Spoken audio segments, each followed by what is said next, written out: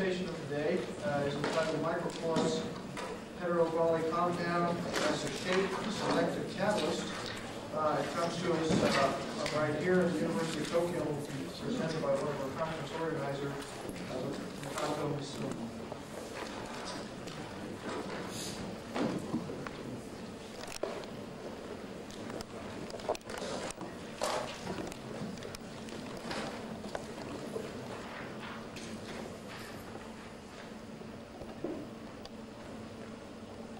Thank you, Mr. Chairman.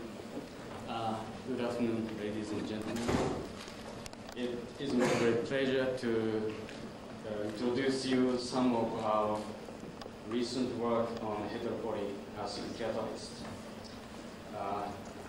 I'm afraid that you are quite tired because this is a session separating two beer parties.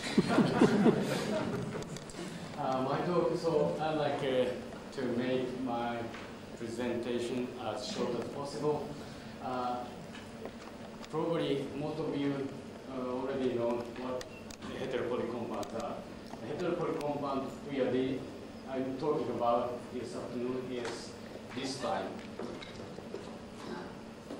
This time. Okay, probably I think you know this. And heteropoly catalysts have several advantages. And also, we already have several large-scale industrial processes which use heteropoly compounds as catalysts. They are acidic catalysts or oxidation catalysts. And they are used in liquid phase as well as in gas-solid systems. My talk is concerned with solid heteropoly catalysts. In order to understand, let me repeat this quickly. In order to understand the structure of solid heteropoly acid, according to our view, it is very essential to distinguish between the primary structure, secondary structure, and tertiary structure. Primary structure is a structure of polyanion itself. The secondary structure, because polyanion is anion, it forms ionic crystal together with cation. The three-dimensional structure consisting of polyanions and cations we call secondary structure. In the tertiary structure, which recently we realized that this is also important. And my talk is mainly concerned with this tertiary structure. What is interesting, at least for us, is that the primary structure is rather stable, but secondary structure is often, not always, often very flexible, and it absorbs several molecules, expanding the lattice dimension. So in the case of the solid catalysis of heteropoly compounds, there are three typical or prototypes of the mechanism. The one is, this is heteropolyanion, this is a surface of primary particles. This is, otherwise you look at the hand instead of you have transparency. The surface polyanion.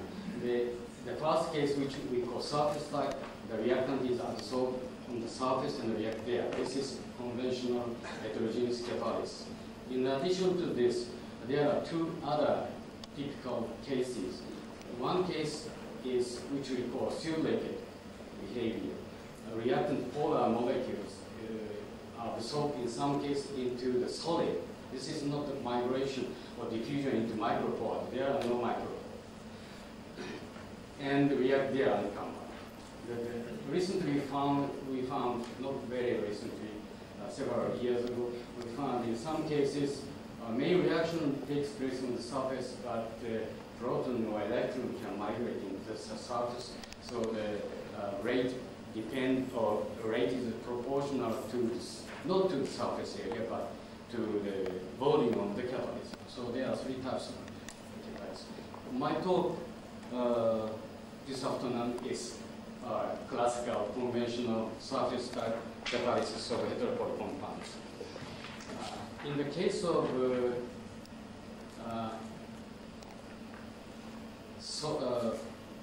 neutralization of heteropolyic acid with sodium. As the extent of neutralization increases, the acidity decreases monotonically, and also the rate of reaction decreases monotonically. So in this case, the acidity is measured for the whole bar, and the reaction takes place in the bar. So this is a case for silver liquid phase catalysis. In this case, we observe quite good relationship between bulk acidity and the catalytic activity. But if you neutralize the same heteropolyacid by cesium, we find the peculiar phenomenon. As the extent of neutralization increases from 0 to 3, here we have stoichiometric neutral salt. At first, the activity decreases for those reactions, but in between 2 and 3, we have very high catalytic activity, although which is much greater than original acid form. So this is apparently very, very strange. And this high activity is much higher than other conventional solid acid, at least for these reactions and these reaction conditions. Look at this. This one is more active than those. Probably Professor Tanabe sitting behind may not be happy to see this, but I'm not saying that our catalysts are always more active than the sulfated zirconia. For this reaction under these reaction conditions, our catalyst. This is true. Okay. So I think it's deserved more closer examination. So we measure the surface area.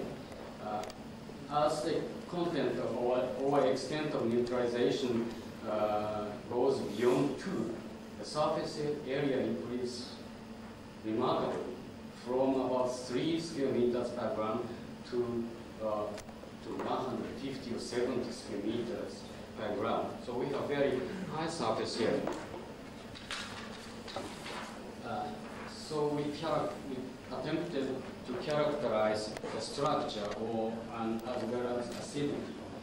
This is an example of the phosphorus NMR of the cesium 2.5. We observe 4 phosphorus NMR peaks, which are quite reasonably assigned to heteropolyanion having no proton, 1 proton, 2 proton, and 3 protons. And the relative peak intensity is statistical, is identical with the statistical distribution of proton and cesium throughout the whole bar of the solid. And the surface area measurement, XR diffraction showed that those compounds are made of very fine particles, and the proton and cesium in the solid is uniform. So it means that homogeneous, uniform solid solution of acid type and cesium solid is formed. And each particle size is about 8 to 10 nanometer in diameter. So surface area, XRD, NMR measurement are all consistent with this model. If the proton distribution in the solid is uniform, we may be able to estimate the number of protons on the surface by counting the number of polyanion on the surface. That is surface area of each polyanion, the surface area divided by the surface area of each polyanion. In this way, we estimated the surface acidity or the number of protons on the surface. the blue circles again show the surface area. It increases here.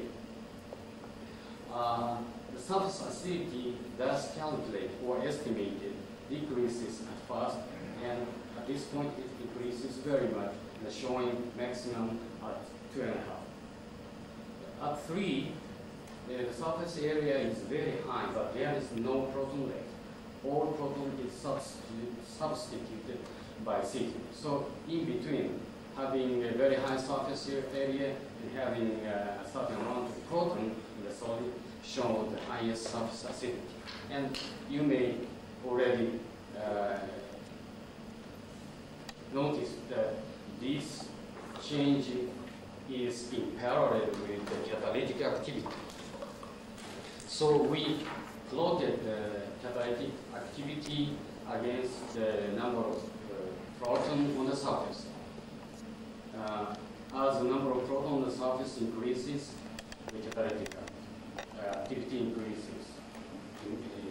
So we find very, or not very, but quite good linear correlation between the catalytic activity and surface acidity. So the reason why cesium 2.5 is so active is simple, that it has very high proton density on the surface and high surface area. Okay, but it's still good. And another thing which is interesting for us is that when is found when you compare the activity of heteropoly with other solid acid. The slope of this line shows the specific activity or specific catalytic activity of each proton on the surface. So if you compare this our catalyst with other well-known catalysts, you see our cesium 2.5 is much more active, at least for those reactions under those reaction conditions. So we need to explain that although we haven't had any conclusion yet, we speculate that acid-base bifunctional behavior may be the reason for the high catalytic.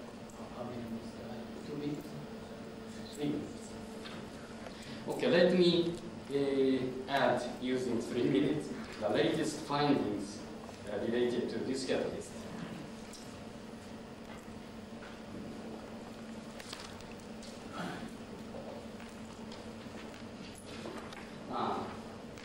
So there are so many catalysts in between this, so we measure the catalytic activity of those catalysts. And one example is shown here. We tried cesium 2.2 and 2.2. This one was not active at all for those reactions. No, for this reaction, for those reactions. So the general correlation did not hold for this case. But if you use if you apply this catalyst for a reaction of smaller molecules, this point goes up and approaching this line. So this suggests that there is a sort of shape selectivity.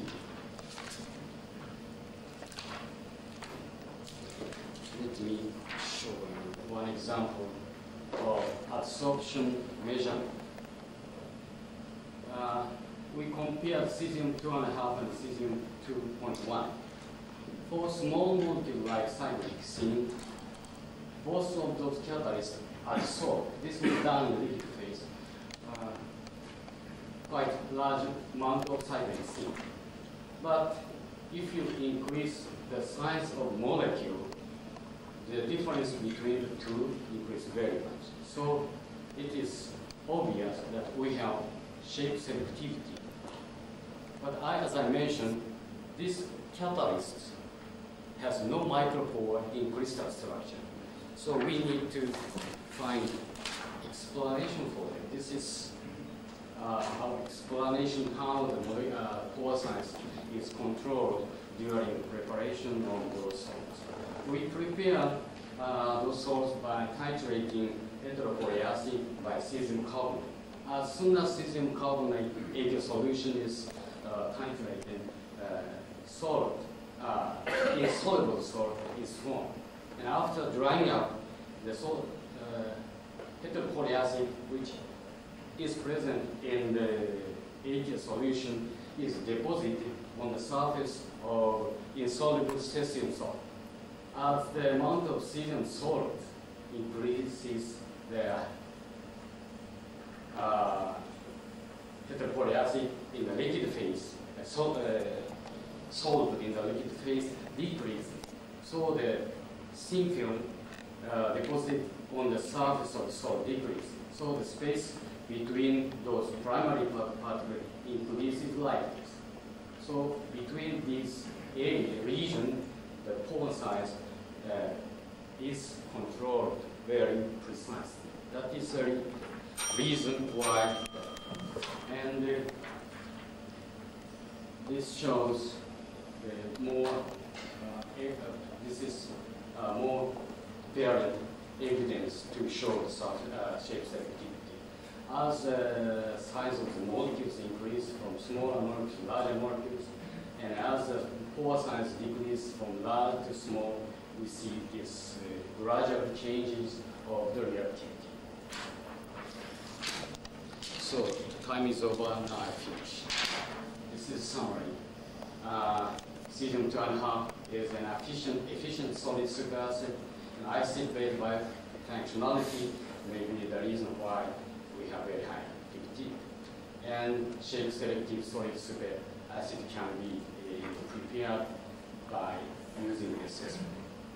I didn't have time to introduce you to this. Thank you very much for that. Thank you, of course. Very interesting. Okay, we have several minutes for questions. Any questions, please?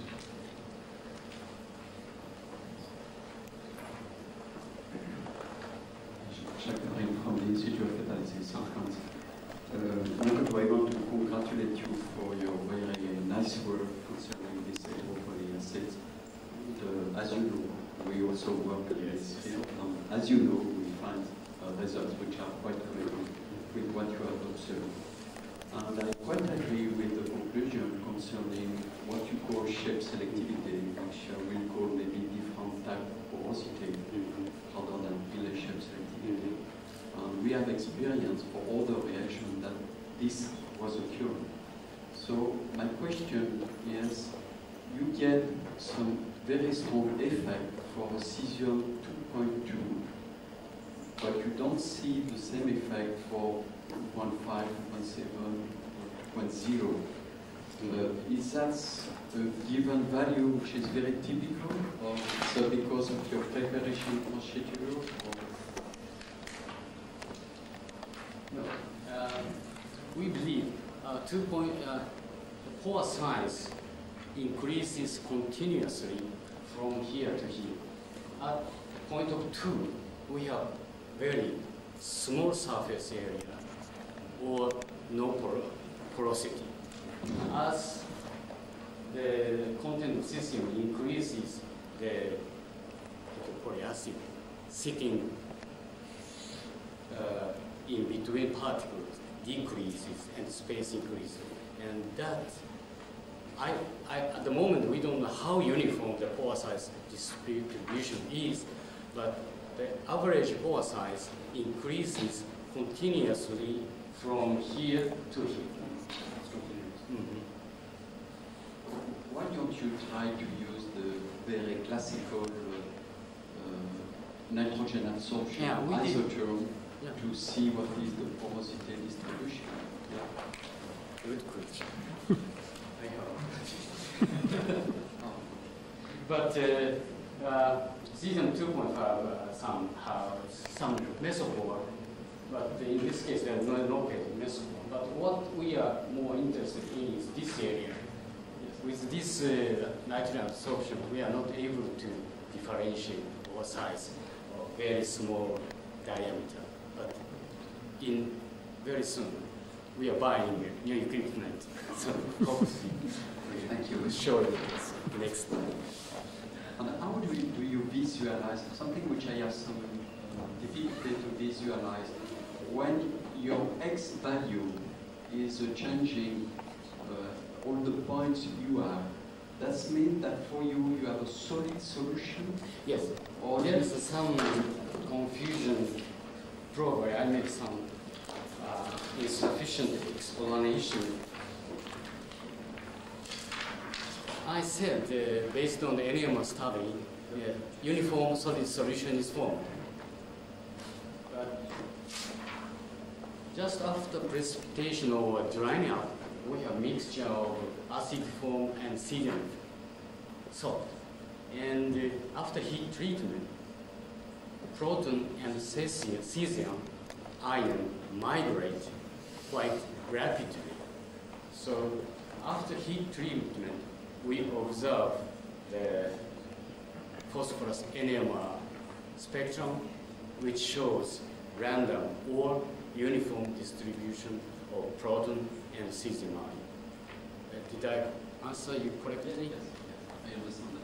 Is the unit cell, XRD changing? Slightly, very slightly. Mainly close to the cesium-3,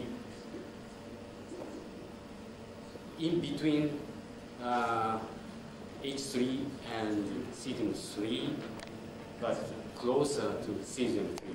Anyhow, the difference between acid form and cesium-3 is not so large. So in this case, we observe two sets of X-ray diffraction patterns due to this and this. Almost the same, but slightly. Any other quick questions? Okay, thank you again, Professor Misono. Thank you very much.